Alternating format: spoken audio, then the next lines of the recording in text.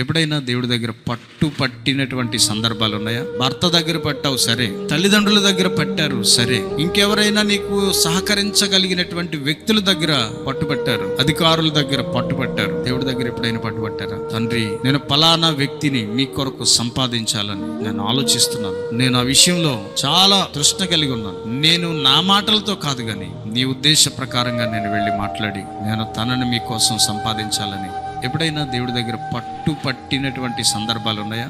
లేదు. అందుకే ఆయన చిత్తాన్ని మనం చేయలేని స్థితిలో ఉన్నామని జ్ఞాపకం చేస్తున్నాను. మనందరి జీవితాలు ప్రియులరా, మన కోసం మనం బ్రతకడానికి దేవుడు పిలిచాడు అని అనుకుంటే చాలా పొరపాటు. లోకము అలాగే బ్రతుకుతుంది, నీవు అలాగే బ్రతుకుతున్నావు. దేవుడు పిలిచినటువంటి పిలుపుకు అర్థం ఇదేనా? పిలిస్తే వచ్చి కూర్చొని పాడి ప్రసంగించి వాయిద్యాలు వాయించి ప్రార్థనలు చేసి భోజనం చేసి వెళ్ళిపోవడానికేనా? కాదు. దేవుడు అందుకోసం మనల్ని పిలవలే. మనకి పనుంది.